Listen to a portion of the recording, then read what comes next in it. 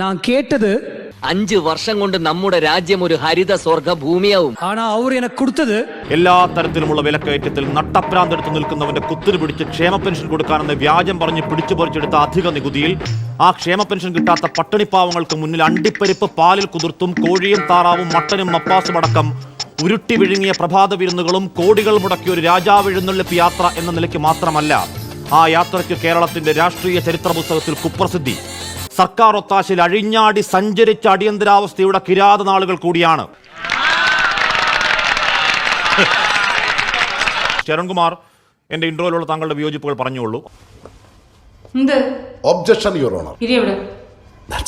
താങ്കളുടെ ഒരു Facebook post കഴിഞ്ഞ ദിവസം വന്നാണ്. മാധ്യമപ്രവർത്തകർക്ക് പ്രവർത്തന സ്വാതന്ത്ര്യമുണ്ട് എന്ന് പറഞ്ഞാൽ ആ ഇന്ത്യ അന്ത്യക്രിസ്തുവിന്റെ ഇന്ത്യ അല്ല, കുതന്ത്രത്തിന്റെ ഇന്ദ്രാണ്. അക്ഷരത്തെറ്റാണ്, സ്വാഭാവികമാണ്, അത് തിരുത്തണം താങ്കൾ. എനിക്ക് എഴുതാനല്ലേ സാറേ അറിയൂ, വായിക്കാറില്ലല്ലോ. സത്യം KSU നേതാവിന്റെ സാമർത്ഥ്യത്തെക്കാൾ സുന്ദരമായതിനാൽ ഇപ്പോൾ സംഭവ ദിവസത്തെ കോൾ വിവരങ്ങൾ മാത്രം പുറത്തുവിടുന്നു, ബാക്കി വിവരങ്ങൾ പിന്നീട്. ഈ CDR താങ്കൾ കിട്ടിയത് എവിടെ നിന്നാണ് ശ്രീ കെ ശരൺകുമാർ?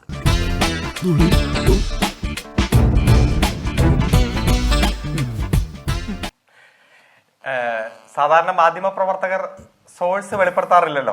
എന്ത് വിട്ടിത്തരമാണ് ഇവൻ പറയുന്നത്? ഞാനും താങ്കൾ വക്കീലല്ലേ? പ്രവർത്തനത്തിന്റെ ഭാഗമായി ഒരു മാധ്യമ പ്രവർത്തകനാണ്. അത് ഞങ്ങൾ ആരും അറിഞ്ഞില്ല. താങ്കൾ വക്കീൽ കൂടിയാണ് ചോദിക്കുന്നത്. പ്രൊഫഷന്റെ ഭാഗമായി അഭിഭാഷകനാണ്. അല്ല, വക്കീലിനെ ഓർത്തെടുത്ത ആളല്ലേ? പ്രവർത്തകനുമാണെന്ന് വെച്ചോളൂ. സിദ്ധനാ, മഹാസിദ്ധൻ.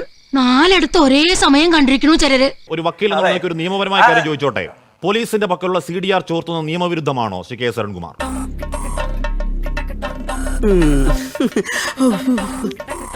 പോലീസിന്റെ ഭാഗത്ത് CDR ആരും ചോർത്തിയിട്ടൊന്നുമില്ല. ഇത് പിന്നെ എവിടുന്നാണ് താങ്കൾക്ക് CDR കിട്ടിയത്? താങ്കൾ പോലീസ് സ്റ്റേഷനിൽ കയറി മുട്ടിച്ചോ, കോടതിയിൽ കയറി മുട്ടിച്ചോ? ഈ നിയമവിരുദ്ധ സാധനം നിങ്ങൾക്ക് എങ്ങനെ കിട്ടി ശ്രീ കെ ശരൺകുമാർ? വിട്ടില്ലേ? കോടതിയിൽ നിന്ന് കിട്ടിയോ? ഞാൻ ചോദിക്കട്ടെ, എന്തിനാ നിങ്ങൾ ഇത്ര ഭയപ്പെടുന്നത്? നിങ്ങൾ ചർച്ച നടത്താനാണോ ഇന്ന് വിളിച്ചിരിക്കുന്നത്? ഉണ്ടാക്കാനാണോ? എന്നെ പൊട്ടനാക്കാണോ? അതാക്കേണ്ട കാര്യമുണ്ടോ?